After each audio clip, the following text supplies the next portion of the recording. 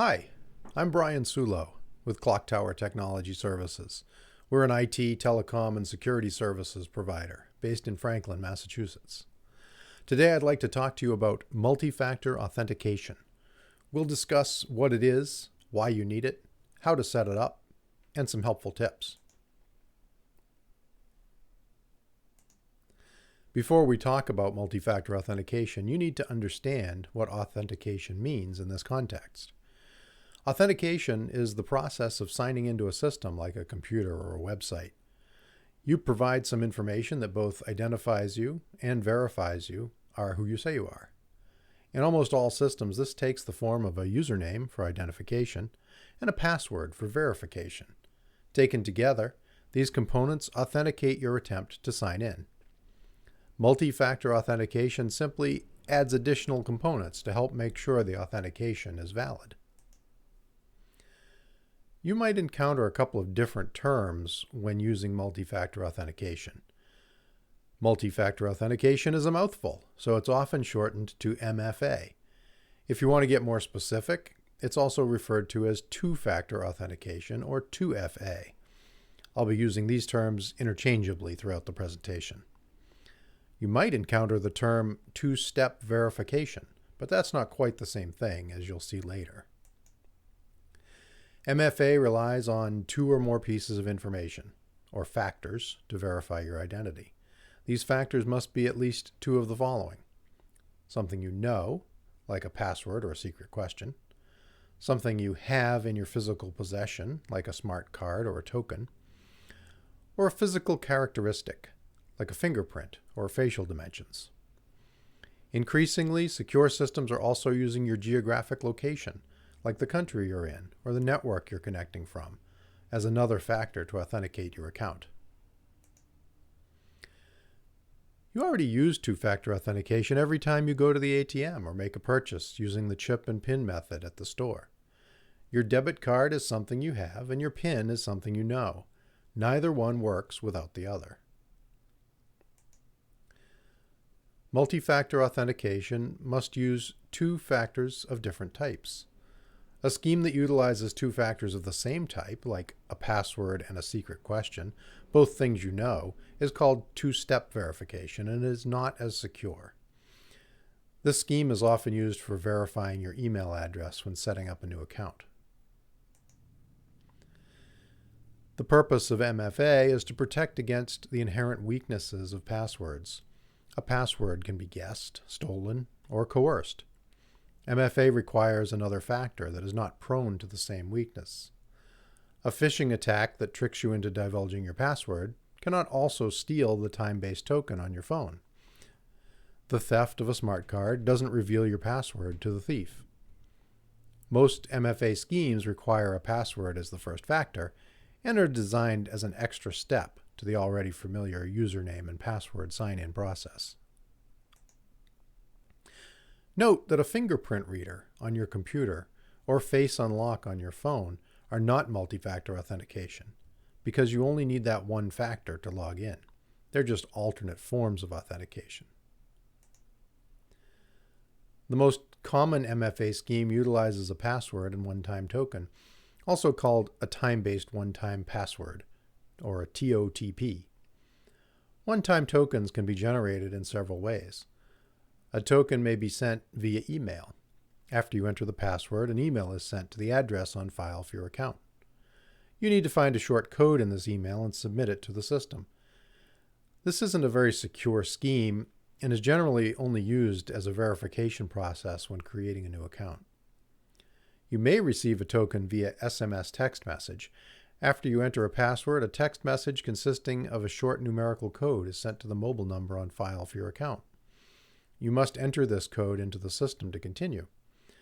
This method is more secure than email, but still suffers from some security vulnerabilities, as text messages can be intercepted through cloned SIM cards and other means. You might use a TOTP generator. Remember, TOTP stands for Time-Based One-Time Password. A TOTP generator is usually an app installed on your mobile phone, though it could be a dedicated hardware device.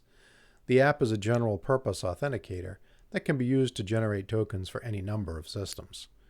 When you enable this type of MFA, you'll be presented once with a two-dimensional barcode or a QR code. You use the Authenticator app to scan the code.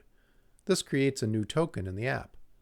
This token is usually 6 digits and changes every 30 seconds or so. From that point forward, anytime you want to log on to the system, you'll need to enter the current token after your password. No one who does not have access to your phone is able to determine what the current token might be.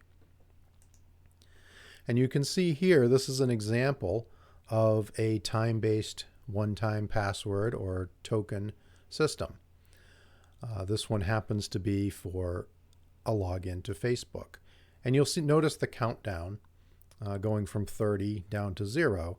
And it says that this particular token, these 6 numbers, are valid as long as they're displayed. And now it's getting a little closer to the time when this will change. And then it switches over to a new token. Let's talk about some tips, tricks, and myths around MFA tokens. When setting up 2FA, you'll often see calls for Google Authenticator. You don't need to use Google Authenticator. That's just one of many you can choose from. You can generally use any Authenticator app you want. For example, Authy, LastPass Authenticator, or Microsoft Authenticator. I like Authy because it's the only one I know of that can synchronize with multiple devices, including desktop, so I don't always have to pull out my phone to finish logging in somewhere. Second, time-based tokens don't expire the moment the countdown finishes. Time-based tokens work because the server and the authenticator use the same algorithm and the same input to derive the code. The algorithm is the same for everyone. In fact, it's well known and freely available. It takes 2 inputs. The first input is the original code from the QR code you had to scan to set up the authenticator.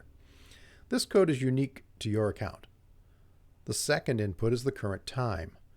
From those 2 pieces of information, you can determine the current code. Because the clock on your phone and the clock on the server might not be totally in sync, the system will generally allow not only the current code, but the one before it and the one after it as well. That means you don't have to wait for the code to change before you start typing. And you don't have to start over if the code changes before you finish. Third, time-based token apps don't communicate with other devices over the network. Installing a token-generating app on your mobile phone does not give your company any access to your device.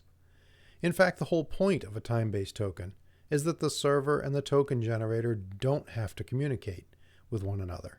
That's what makes it secure. Instead of using a token, your system might use push authentication. Push authentication is a little more convenient than a time-based code, but it still uses an authenticator app. In this scheme, after you enter your password, a message is sent to your authenticator app, which pops up a prompt asking you to authorize your sign-in. You tap yes, and it lets you in. The choice of which MFA scheme to use may be made for you by the system you're signing into. If you do have a choice of which type of authentication to use for MFA, you should always choose to use an authenticator app as it's the most secure. Whether you use push authentication or a time-based token is up to you. Only use text or email if you don't have a choice, and only use email if that's the only option available. Thank you for watching this presentation on demystifying multi-factor authentication. I hope you found it informative and useful. If you have any questions, please feel free to contact me at the email address above or the phone number on the screen. Thank you.